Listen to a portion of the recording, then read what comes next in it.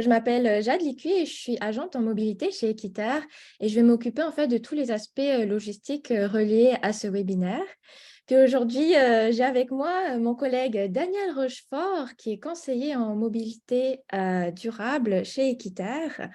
Donc, en fait, c'est un peu le geek de notre équipe. C'est comme ça qu'on l'aime l'appeler. Puis, il a vraiment beaucoup travaillé sur divers projets chez Équiterre. Puis, c'est notamment lui qui est derrière la rédaction du contenu de la fameuse brochure annuelle roulant électrique pour ceux et celles qui la connaissent.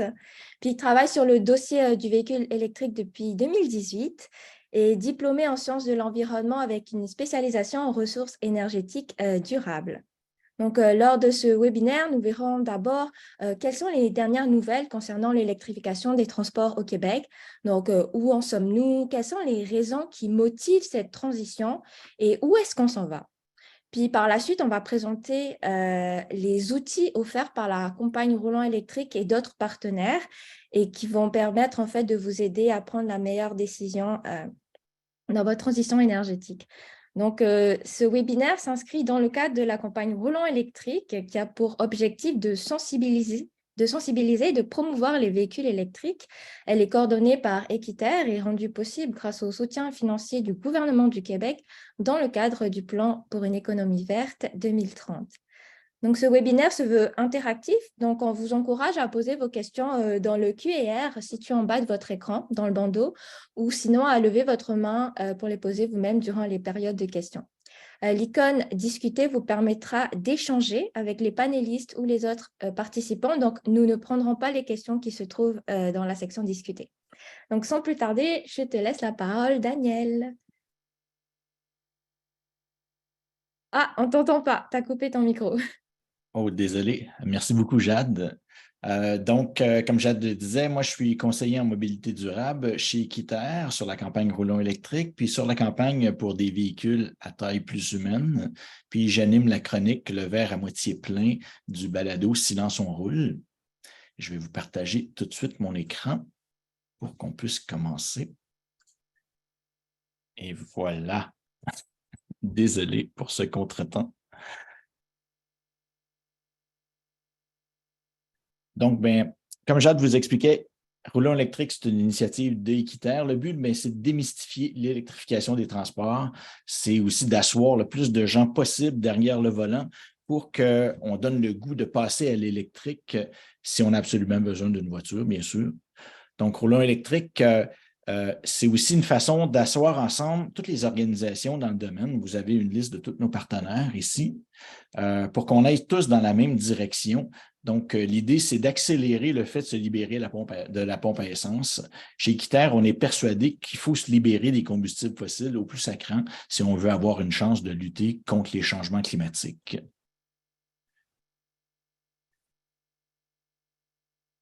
Donc, je commencerai par un petit sondage. J'aimerais savoir si vous possédez déjà un véhicule électrique, soit une voiture ou un camion. Jade, je vais te laisser partir le sondage.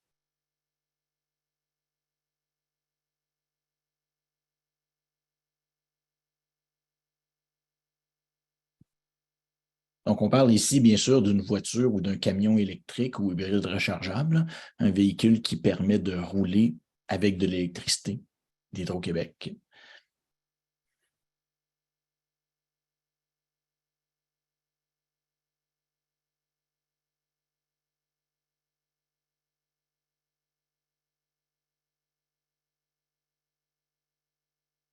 Tu me diras quand tout le monde aura répondu, Jade.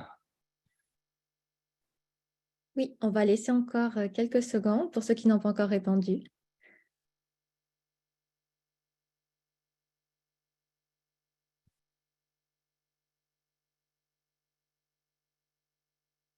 Donc, on voit qu'on a en majorité des gens, 61%, c'est bon, de gens qui n'ont pas encore de véhicule électrique. Donc, c'est le fun. Je pense que le contenu d'aujourd'hui va vous servir à réaliser qu'il faut prendre la décision pour son prochain véhicule de passer à l'électrique. Alors, premièrement, pourquoi électrifier les transports au Québec? Pourquoi c'est important?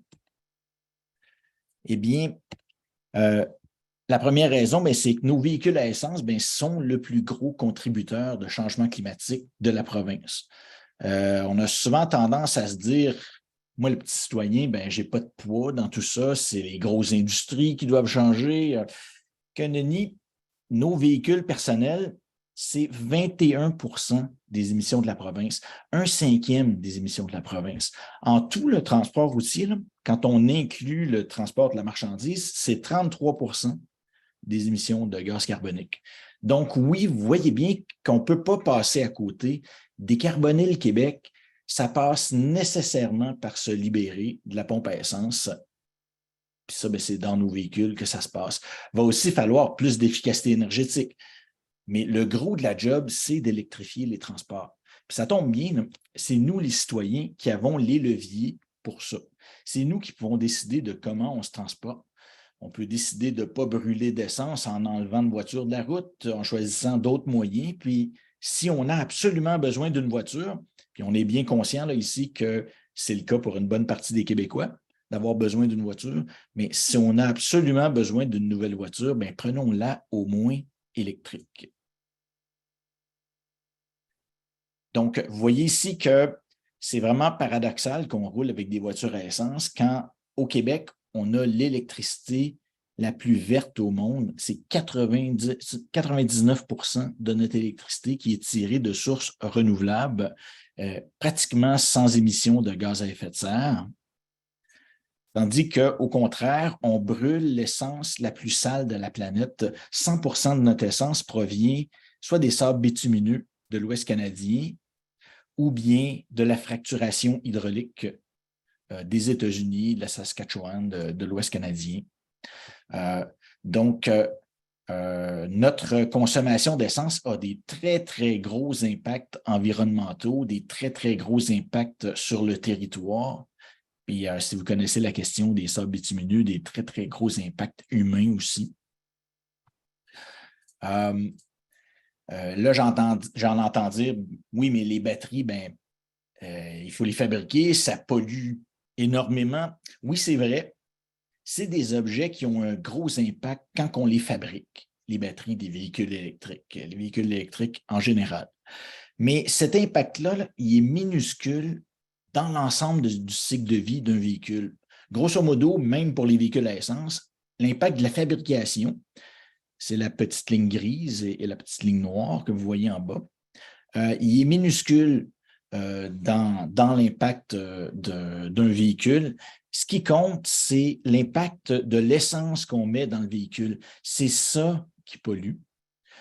C'est ça qui a des impacts aussi sur les humains, des impacts sur l'humanité, pas juste en termes de changement climatique, en termes de conflits mondiaux aussi, en termes de disparités économiques. C'est l'essence. Donc, ça reste que la voiture, en général, c'est l'objet de consommation le plus polluant puis le plus impactant qui soit. Hein. Mais si on en a besoin d'une, il n'y a même pas de question à se poser. Il faut la prendre électrique. Vous voyez ici l'exemple à gauche d'une voiture à essence où la grande majorité des impacts, c'est l'essence. Et le cas d'une voiture électrique dans un endroit comme ici au Québec où l'électricité est verte, vous voyez que l'impact est diminué en termes de changement climatique et diminue énormément quand on choisit l'électrique. J'ai ici une autre étude qui a été faite par un journaliste du National Observer cette année, qui est vraiment intéressante. Ça compare les émissions justement associées à la vie d'un véhicule au Canada. Donc, on voit que 80% des Canadiens, les impacts sont fortement, très, très fortement diminués. On passe de 80 tonnes à 13 tonnes de GES pour un véhicule électrique. Et même dans les endroits au Canada où où l'électricité est fabriquée avec des combustibles fossiles, comme dans l'Ouest canadien, comme dans certaines provinces maritimes, donc où on va consommer, par exemple, du charbon pour faire de l'électricité, même là, les impacts sont diminués de presque la moitié. Donc, même là, c'est avantageux de rouler électrique. On peut tout de suite passer à la deuxième étape. Donc, où est-ce qu'on en est en 2023 en matière d'électrification?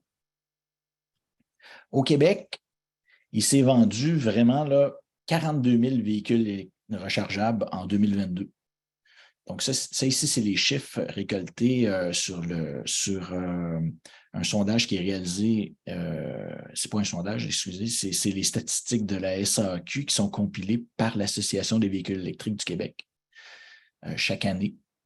Et vous avez, c'est ça, 42 000 véhicules rechargeables en 2022 de vendus. Et il y a 6 145 véhicules de plus qui ont été vendus dans les 3 premiers mois de cette année. Donc, actuellement, là, on approche le 200 000 véhicules rechargeables immatriculés au Québec. Probablement qu'on est autour de 195 000. On va le savoir précisément dans quelques mois. Donc, imaginez, là, on a dépassé, en 2021, on a dépassé le... Je suis désolé pour le bruit à l'extérieur. Ouais, ça va passer.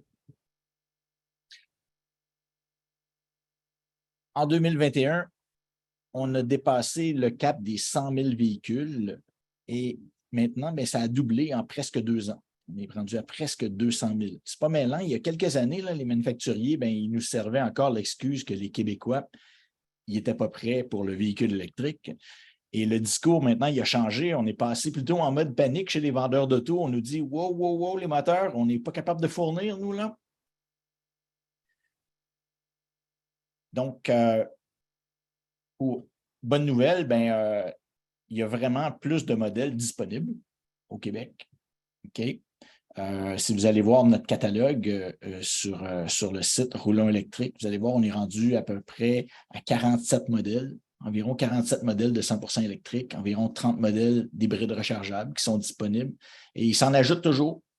J'ai quelques modèles justement à ajouter au catalogue dans pas longtemps, dès que je vais avoir toutes les informations. On a des modèles qui arrivent cet automne, mais pour lesquels on n'a pas toutes les informations encore, les informations techniques. Mauvaise nouvelle, par exemple, les modèles les plus abordables, ben, ils vont disparaître cette année, la Leaf et la Bolt. Donc, on va avoir certains modèles plus abordables qui vont disparaître, ce qui est dommage. Ça diminue l'accessibilité aux véhicules électriques en termes économiques. Bonne nouvelle encore, il ne s'est jamais vendu autant de véhicules électriques. Donc, je ne mentionne même pas les listes d'attente. Vous pourriez facilement multiplier les ventes par 3. Mais mauvaise nouvelle, ben, les véhicules rentrent toujours au compte-gouttes. Les vendeurs, ils ne fournissent pas à la demande à leur grande dame, hein, parce qu'eux, ils sont payés quand ils livrent des véhicules. Fait qu'ils sont aussi très fâchés de cette situation-là. Je dis ça, mais ça semble s'améliorer cette année. Hein. Les listes d'attente semblent diminuer. C'est peut-être parce que les acheteurs, ben, ils ne sont pas fous, ils se mettent souvent sur plusieurs listes d'attente. Quand un acheteur reçoit son véhicule, ben, souvent, c'est plusieurs noms qui sont enlevés dans plusieurs listes d'attente et c'est des véhicules qui sont débloqués pour d'autres acheteurs en cascade.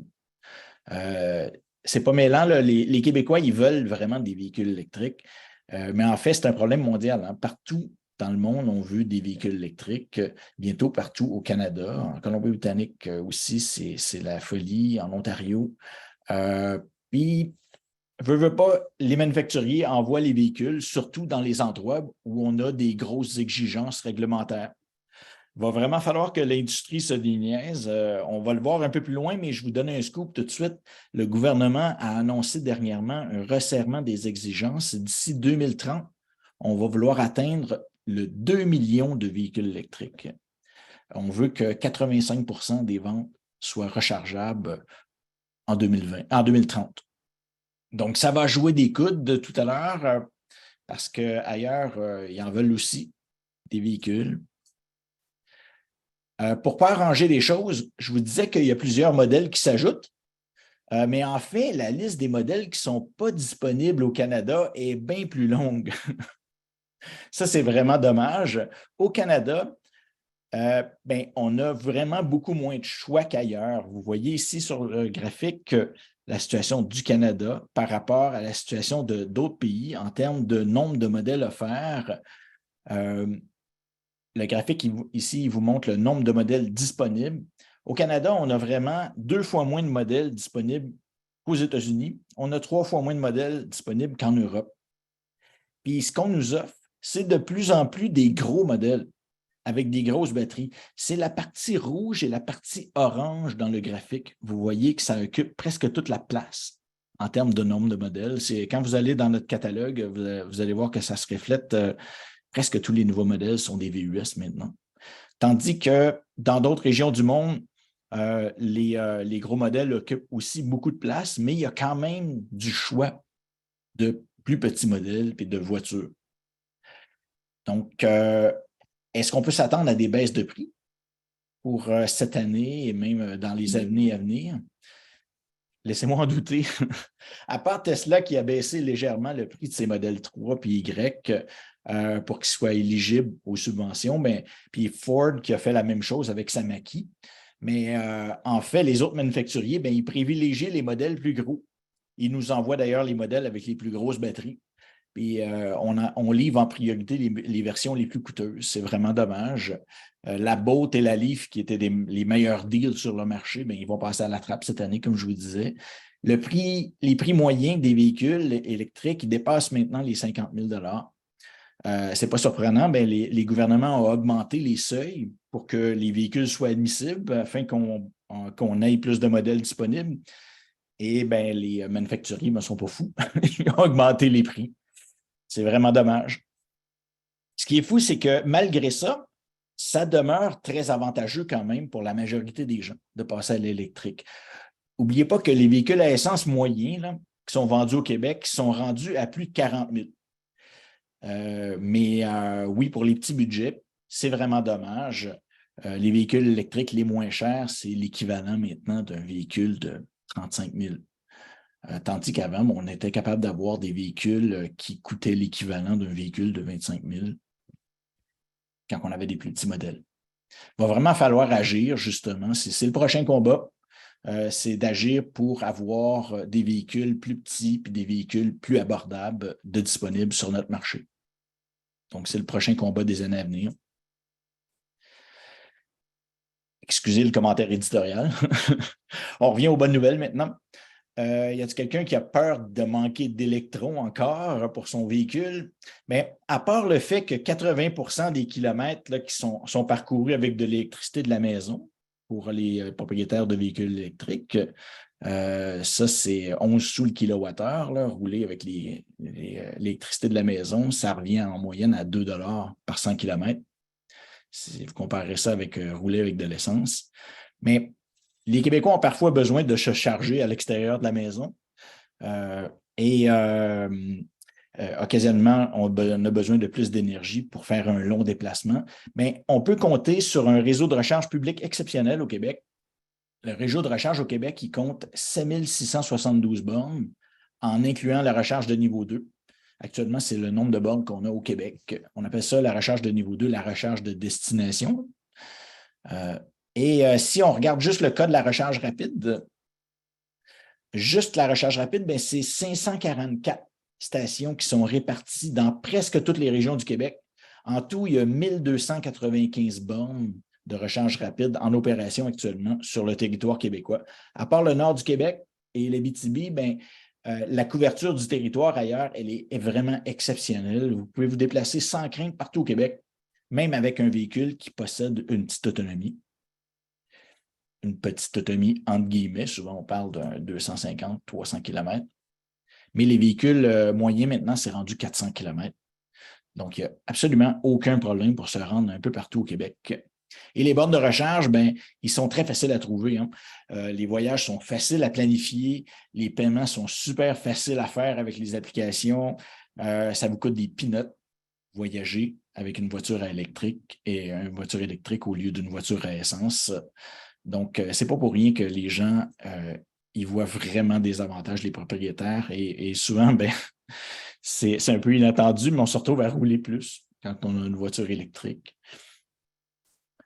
On peut maintenant traverser facilement le Canada d'un océan à l'autre. Le réseau canadien s'est développé très rapidement.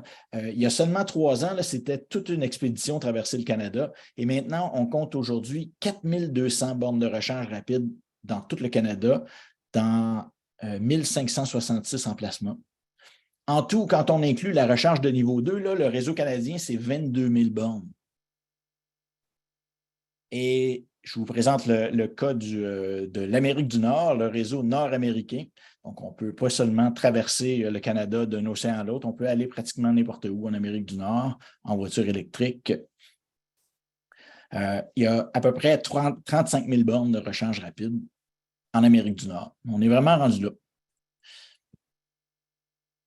Donc, Jade, si tu as des petites questions sur les deux sujets sur lesquels on vient de parler, on pourrait prendre une question. Oui, alors on a une question de Géry NG qui dit: Je suis déjà électromobiliste et ma question concerne la prise, en fait, la recharge. Donc, on voit que bien des manufacturiers choisissent le modèle Tesla. Est-ce que ce sera la norme en Amérique du Nord parce qu'il a CCS et J100, 1772? Qu'est-ce Mhm. qui arrivera si c'est le cas? Donc, ça c'est une nouvelle justement qui est très fraîche. Tesla a offert aux autres manufacturiers et a offert aux manufacturiers de bornes d'utiliser son standard qui a beaucoup d'avantages.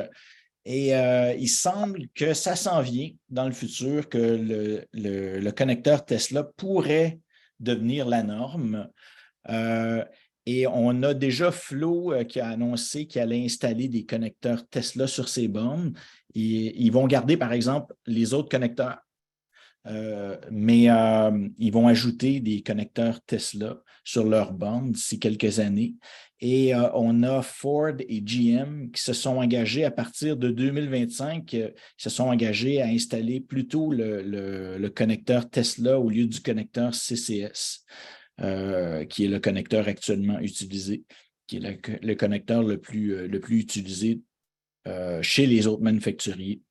Mais il faut dire que c'est ça, le réseau de recharge Tesla est tellement plus avancé que les autres, tellement plus rapide et aussi tellement plus étendu en Amérique du Nord, aux États-Unis, que ben, ça risque de devenir la norme, en effet.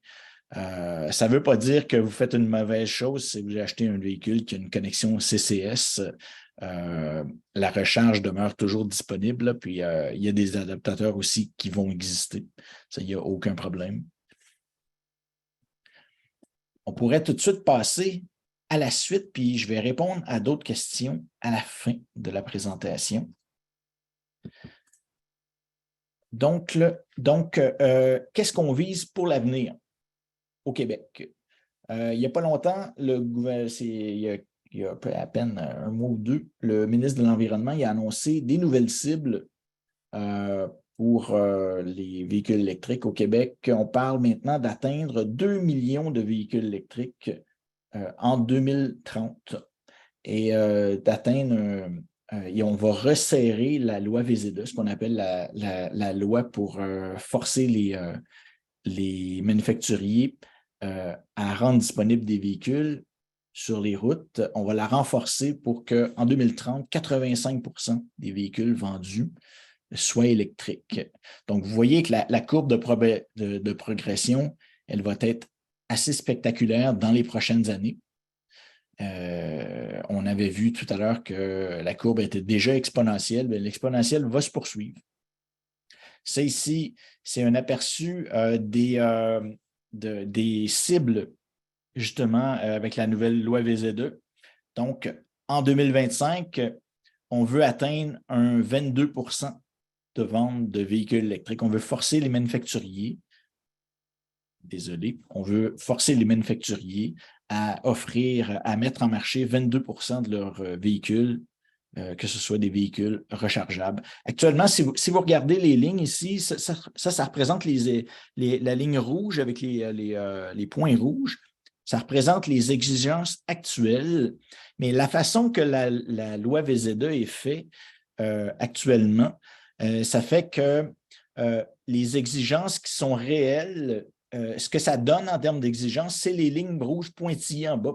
On voit donc que les manufacturiers n'ont presque pas de contraintes actuellement et même que les contraintes de la loi VZ2, la loi qui les oblige à mettre en marché des véhicules électriques, elles sont moins fortes que la demande même en véhicules actuellement. Donc, c'est le problème, le fameux problème pourquoi on a des listes d'attente actuellement. Les manufacturiers n'ont même pas d'obligation de respecter leurs engagements.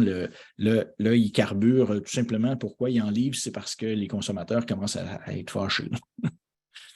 Mais d'ici 2025, la loi va être resserrée et les manufacturiers vont être obligés de livrer 22% de véhicules, que ce soit des véhicules rechargeables. Et après ça, l'exigence va monter d'année en année, 32,5 en 2026, jusqu'à 85% en 2030 et jusqu'à atteindre en 2035 le 100% de véhicules vendus qui soient rechargeables.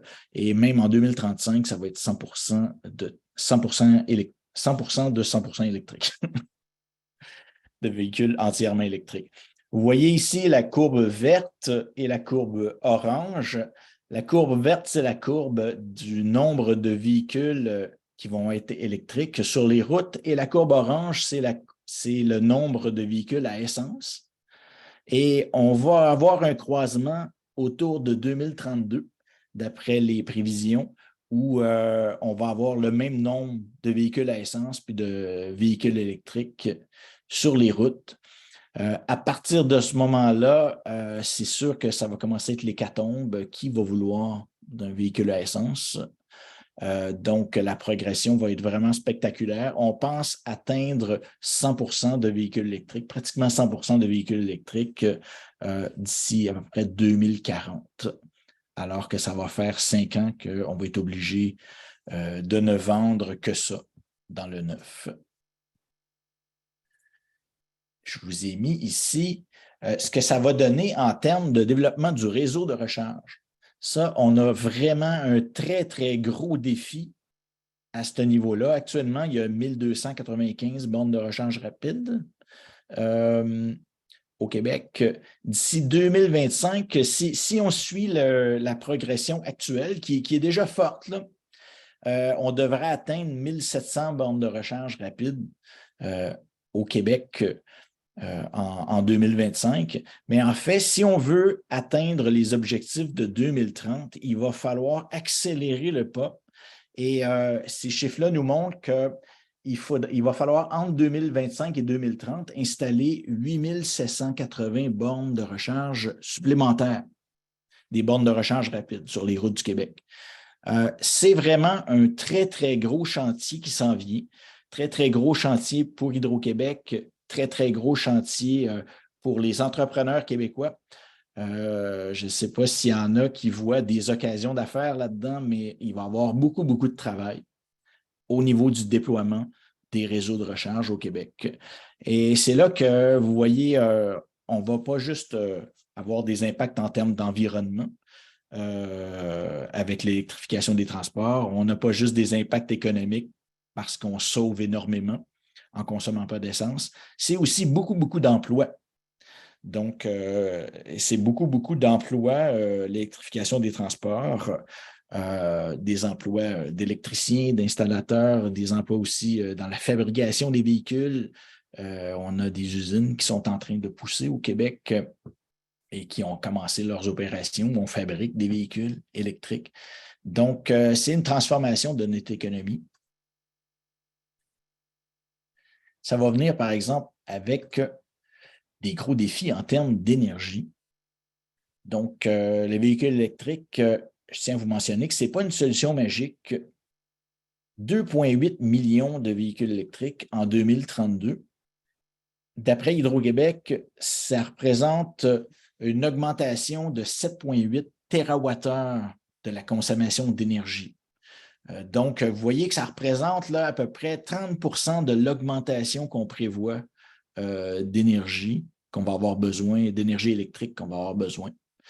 Ce qui est quand même énorme. Il faut vraiment se poser la question, si on veut vraiment avoir 5,4 millions de véhicules électriques au Québec en 2040, donc de remplacer totalement les véhicules à essence par des véhicules électriques sans en diminuer le nombre, combien de térawattheures ça va consommer ça?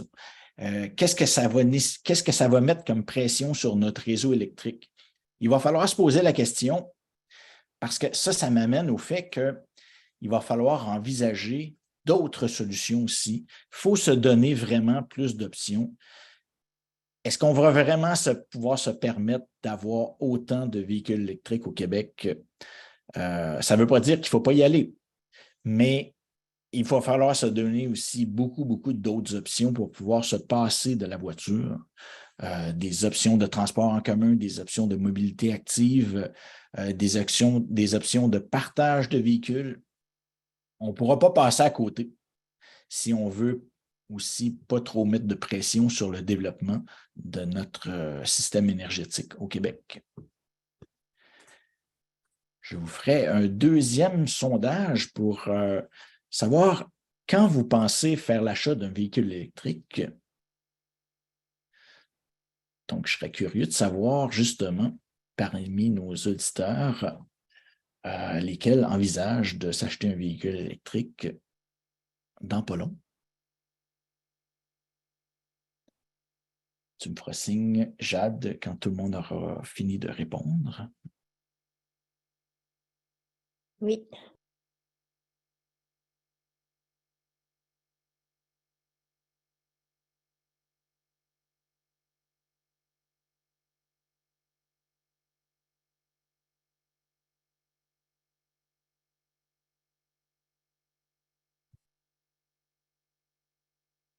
Oh, c'est vraiment intéressant. On voit que une bonne partie d'entre vous vont s'acheter une voiture électrique d'ici 2025.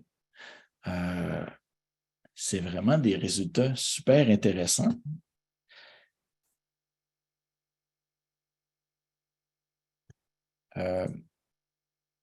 Est-ce que tu veux justement énumérer les résultats au public, Jeanne? Oui, ils ont accès Ils au... ont accès? OK, parfait. Donc, on va tout de suite passer à ma dernière partie pour après ça pouvoir répondre aux questions du public. Des outils pour vous guider. Donc, premièrement, je vous parlerai de le site roulonsélectrique.ca. Ça, c'est notre site, le site de la campagne, où vous allez pouvoir trouver une foule d'informations sur les véhicules, avec la section S'informer sur les véhicules. On a une nouvelle section pour électrifier les parcs de véhicules, où vous allez trouver, si vous êtes un entrepreneur ou si vous êtes un gestionnaire de flotte de véhicules, vous allez trouver plein d'exemples et plein de ressources pour vous aider dans votre démarche. Vous allez trouver aussi tous les événements qui ont lieu dans le domaine au Québec cet été et cet automne. Et sur le site, vous avez aussi le catalogue des modèles qui sont offerts au Québec avec plein d'informations sur chaque modèle, combien vous pouvez vous attendre d'économies, combien il coûte, combien de subventions, c'est quoi ses caractéristiques.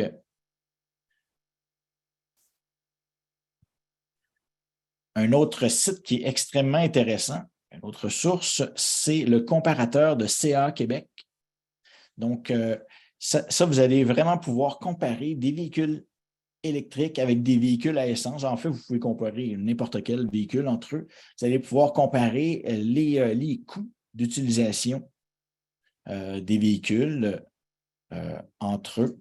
Puis ça, c'est vraiment important parce qu'un véhicule, c'est pas juste de mettre de l'essence dedans.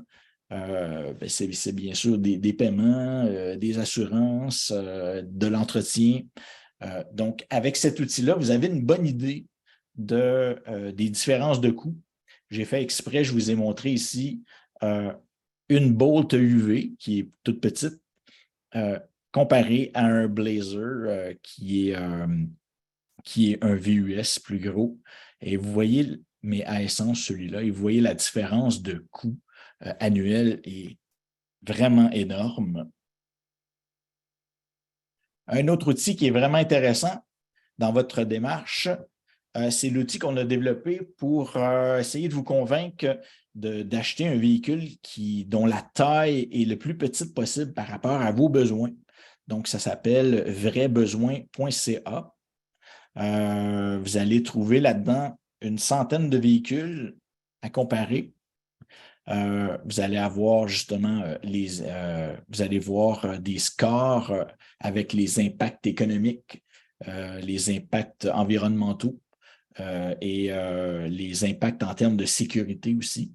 Parce que quand un véhicule est plus gros, ben, il y a vraiment des impacts sur la sécurité routière. Les véhicules deviennent vraiment de plus en plus gros au Québec. 80% des véhicules vendus au Québec actuellement, c'est rendu des VUS. Donc, ça a vraiment un impact sur la sécurité routière. Ce n'est pas étranger au fait qu'on a un bilan de piétons blessés cette année et l'année dernière qui est record. Et ce n'est pas étranger aussi au fait qu'on n'a jamais consommé autant d'essence. En fait, on a mesuré que 50% de l'augmentation des émissions de GES dans les 5 dernières années, là, entre 95 et entre 2015 et 2019. Donc, la moitié de l'augmentation des émissions est due essentiellement au choix des gens d'acheter des VUS au lieu d'acheter des voitures. On a aussi un site incontournable, c'est le site de l'AVEC, donc avec.ca. Sur le site de l'AVEC, vous allez trouver énormément d'informations sur l'électromobilité, énormément de ressources. Vous avez aussi des statistiques sur le nombre de véhicules, sur les modèles qui sont les plus populaires, les choix des gens, même vous avez des statistiques par région. C'est vraiment intéressant. Si vous vous intéressez le moindrement au domaine, c'est vraiment un incontournable. Et vous avez aussi le podcast Silence on roule. Donc, je vous inviterai à vous abonner au podcast. Vous allez encore là avoir vraiment beaucoup d'informations. On a plusieurs chroniqueurs, dont moi, qui vont vous donner des informations sur le sujet. On a la chaîne Roulons électrique, la chaîne YouTube de Roulons électrique, où justement, vous allez pouvoir visionner les conférences. La conférence à laquelle vous assistez présentement va être disponible sur cette chaîne-là. Et vous avez une foule de vidéos, des témoignages, des formations aussi destinées aux gens qui administrent les flottes de véhicules. Et une petite dernière ressource que j'adore personnellement, ça s'appelle carboncounter.com. Si vous étiez sceptique sur les bénéfices environnementaux des véhicules électriques, c'est un site développé par le MIT. Chaque petite pastille que vous voyez là est un modèle de véhicule. Donc, vous voyez les véhicules électriques. Ça ici, c'est une simulation que j'ai faite parce qu'on peut vraiment changer tous les paramètres dans cet outil-là. Et on peut simuler donc la situation du Québec en mettant les bons paramètres. Ça, c'est la situation du Québec. Vous voyez qu'un véhicule électrique, c'est tous les véhicules qui sont en orange en bas. C'est vraiment beaucoup, beaucoup plus avantageux. Et c'est même quasiment en ligne avec les objectifs de décarbonation qu'on doit se fixer c'est la ligne pointillée en bas, les objectifs qu'on doit se fixer pour rester en dedans du 1,5 degré en termes de changement climatique. Et on voit que les véhicules à essence, c'est vraiment beaucoup, beaucoup, beaucoup plus polluant qu'un véhicule électrique. Cet outil-là, si vous êtes le moindrement geek comme moi, vous allez justement jouer avec les paramètres, essayer de voir un peu partout dans le monde qu'est-ce qu'il y en a. Puis c'est vraiment un site à essayer. On va pouvoir passer à la période de questions. Oui, donc on a reçu pas mal de questions. Je ne sais pas si on va pouvoir toutes les prendre, mais on essaiera. Donc, première question de Denis Fournier. On nous dit que les subventions à l'achat d'un véhicule neuf visent à réduire les émissions de GES. Or, la fabrication d'un véhicule électrique neuf génère plus de GES que la fabrication d'un véhicule à essence, le véhicule électrique devenant moins polluant au cours de l'usage. Une personne qui change de voiture à tous les 3 ans a droit à toutes les subventions, même s'il génère énormément de GES, alors que celui qui achète un véhicule usagé pour le conserver 10 ans ne génère que très peu de GES et n'a aucun droit à la subvention. Pourquoi ne pas amortir l'aide financière sur 10 ans afin d'en faire profiter les acheteurs de voitures usagées? Car si vous vendez votre voiture, vous devrez rembourser la partie non amortie de l'aide financière. Ben, je vous dirais que personnellement, je serais bien d'accord avec votre proposition, mais c'est malheureusement pas nous qui administrons le programme gouvernemental qui essentiellement est offert pour accélérer l'électrification. Mais c'est certain que moi, je serais d'accord avec votre opinion. Ça engendre d'autres problèmes. La façon que les subventions sont données actuellement, il y a même des gens qui en profitent pour faire un peu de spéculation autour de ça. Mais grosso modo, ben, je pense que les objectifs du gouvernement, c'est d'accélérer le passage à l'électrification. C'est pas vraiment de récompenser les gens. Mais je vous inviterai peut-être à en parler avec vos députés ou à faire des pétitions sur le sujet. Je la signerai. Merci pour ton commentaire, Daniel. Mais sinon, on a une question d'un autre Daniel. Donc, Daniel Pelletier, qui demande, devrait-on encourager une approche microgrid auprès d'Hydro-Québec pour combler les besoins en recharge des véhicules électriques? Ben, je vous dirais que ça s'en vient, c'est dans les cartons. Pour l'instant, Hydro-Québec est très prudent là-dessus, fait des expériences. Tu sais, le mandat d'Hydro-Québec, c'est d'abord de livrer de l'électricité, puis qu'on n'en manque pas. Donc, c'est sûr qu'à chaque move, à chaque chose qu'ils font, ils sont très, très prudents. Il faut que ça soit vraiment éprouvé. Mais je vous dirais que ça s'en vient, c'est incontournable, tout comme le principe ce qu'on appelle le vehicle to grid, le V2G, où le véhicule rechargeable devient une génératrice qui va pouvoir même alimenter la maison ou son circuit électrique. C'est des choses qui commencent à être une réalité. On a des véhicules qui sont capables de le faire maintenant, mais avant que ça devienne la norme, ça va probablement prendre encore plusieurs années.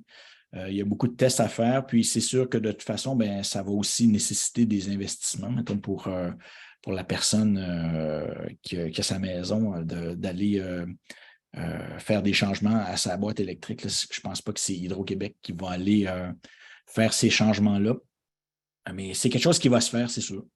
C'est quelque chose qui va se faire dans le temps. Hydro-Québec, d'ailleurs, au niveau du microgrid, ils sont en train de tester un microgrid comme ça dans le secteur de Lac-Mégantic. Donc, c'est quelque chose qui s'en vient. Ok, merci beaucoup. Une autre question de Claude Roy. Les frais de réparation d'un véhicule électrique sont excessivement élevés, peu de bris, mais coûts exorbitants, sans compter le risque de rester pris en région sans expert pour notre véhicule. Comment voyez-vous la façon de régler ces difficultés? C'est un fait. Ça, c'est dû beaucoup à la pénurie aussi de pièces. Mais au niveau de la main-d'œuvre, puis au niveau des compétences des mécaniciens, c'est en train de se résorber. Il y a des formations qui sont offertes et il y a beaucoup, beaucoup de mécaniciens qui se forment constamment à ces nouvelles techniques-là. Vous avez aussi certains garages spécialisés qui peuvent vous faire certaines réparations que personne d'autre peut faire, comme je nommerai Véhicule électrique Simon-André à Trois-Rivières qui sont spécialisés dans le domaine. Il y en a d'autres aussi dans la région métropolitaine de Montréal. Euh, Maintenant, c'est un fait qu'on a un problème de pièces. Donc, ça n'arrive pas souvent, Mais quand vous avez un problème avec votre véhicule, oui, parfois, il faut attendre, puis on vous passe un véhicule dans ce temps-là. Vous allez peut-être vous retrouver à attendre votre véhicule, mais c'est un peu le même problème aussi avec les véhicules à essence, hein. Il y a des problèmes de pièces aussi avec les véhicules à essence, avec les nouveaux modèles. C'est vrai. Merci beaucoup. OK, donc une autre question de Guy Lajoie. J'aimerais voir la promotion de la conversion électrique des camions légers. Ces véhicules se prêtent facilement à la conversion. Ils représentent une portion élevée de véhicules légers au Québec et au Canada et leur consommation d'essence est élevée. Une telle mesure me permettrait d'accélérer l'électrification des transports, réduirait l'impact de la fabrication des nouveaux véhicules et solutionnerait les délais et coûts prohibitifs des véhicules électriques neufs, etc. Donc, il dit que la technologie existe. Est-ce que c'est utopique? Ben, la technologie existe, on va d'ailleurs en parler bientôt dans notre section sur les flottes électriques. On va en parler un peu, sauf que la technologie existe et elle est subventionnée et ça reste quand même marginal parce qu'il s'avère que c'est beaucoup plus compliqué qu'on pense électrifier un véhicule pour avoir des autonomies qui sont respectables et les coûts sont quand même assez élevés, là. Et pour un particulier, c'est difficile à rentabiliser. Pour une entreprise, oui, ça devient rentable, mais encore là, les nouveaux véhicules neufs font qu'avec des performances vraiment meilleures, font que le marché lève plus ou moins. Ce n'est pas vraiment une question qui ne sont pas promues, c'est une question que c'est plus complexe qu'on pense, c'est plus complexe à faire approuver aussi par Transport Canada. Et il y a beaucoup de contraintes du fait que de modifier un véhicule qui est conçu à la base comme un véhicule à essence, ben, d'y ajouter des batteries et tout, d'y ajouter énormément de poids, ben, il y a beaucoup de contraintes en termes sur les structures, sur les mécaniques, sur la suspension, les freins. Donc, il faut démontrer que le véhicule va avoir les mêmes performances, va être aussi sécuritaire et tu te retrouves souvent à pouvoir transporter moins de matériel si tu veux avoir une autonomie qui est quand même respectable. Donc, ce n'est pas si simple que ça, cette question-là de ce qu'on appelle le rétrofit. Merci beaucoup pour cette belle réponse. Une autre question de Pedro Ramos. Donc, comment voyez-vous le scénario actuel pour les véhicules électriques? Ça veut dire on va passer à avoir plus de véhicules qui sont plus gros, avec des batteries plus grosses, et lesquels les subventions ne sont pas applicables. Par contre, les gens qui roulent par exemple en Yaris Eco sont des petites voitures qui sont entre guillemets perdants car la Bolt et la Leaf ne sont plus sur le marché. Avec une offre de 22 modèles au Québec, le chiffre de 2,8 millions, est-ce qu'on ne serait pas loin de la cible? C'est ce qu'il demande. Mais c'est un fait, c'est quelque chose qui nous inquiète d'ailleurs chez Équiterre, entre autres dans le cadre de notre campagne sur la taille des véhicules. On se pose beaucoup de questions à ce niveau-là.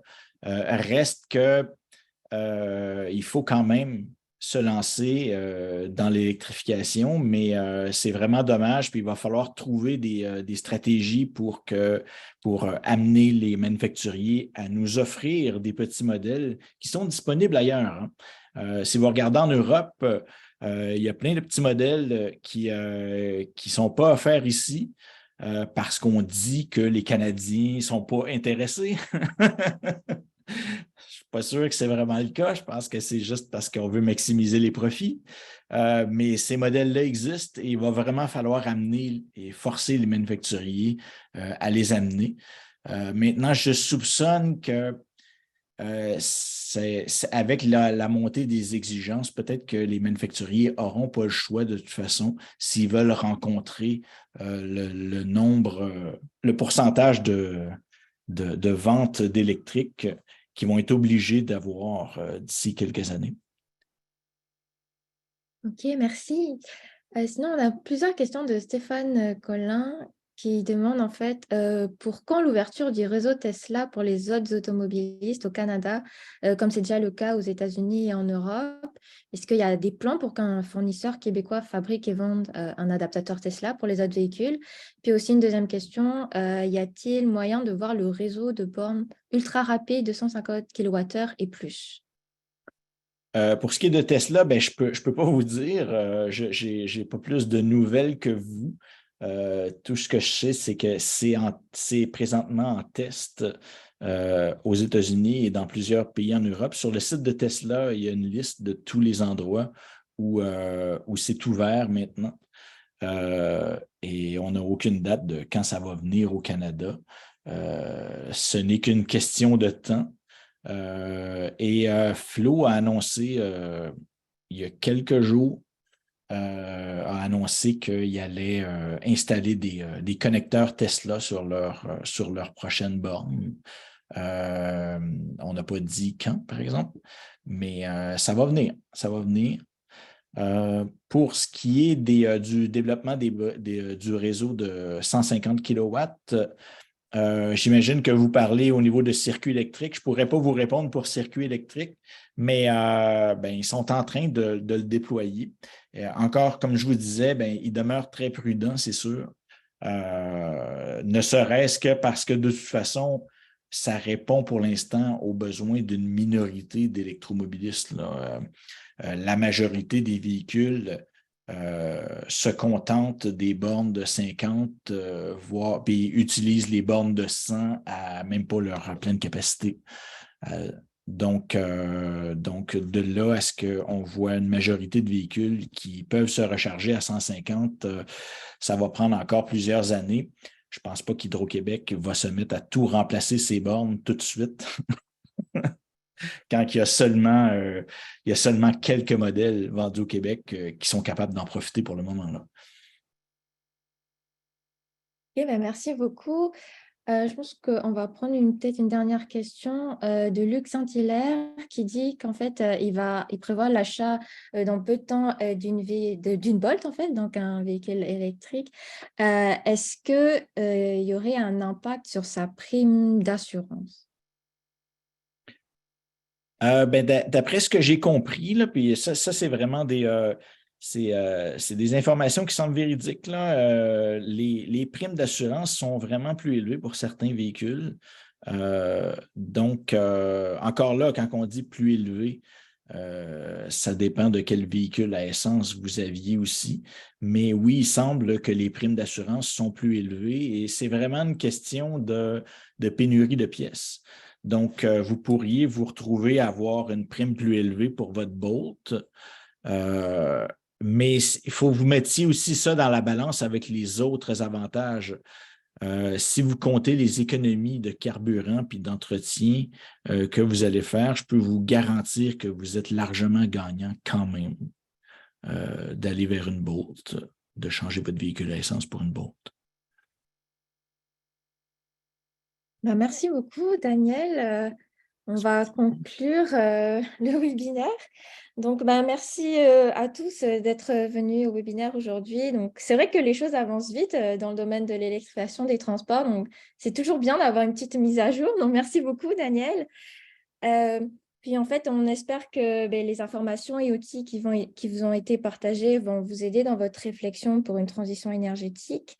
Et vous recevrez en fait un courriel demain qui va comporter la présentation PowerPoint, le lien YouTube du webinaire pour que vous le voyez en rediffusion, et également un sondage d'appréciation. Donc, vos retours sont très importants pour nous et ça va nous permettre d'améliorer nos prochaines activités, de savoir quoi vous proposer en fait. Donc, on vous invite fortement à remplir le sondage. Sinon, pour plus d'informations sur les véhicules électriques ou pour participer à d'autres événements de la campagne, vous pouvez toujours aller visiter le site internet roulantélectrique.ca. Puis encore merci beaucoup pour votre présence et on vous souhaite de passer une bonne journée. Merci beaucoup.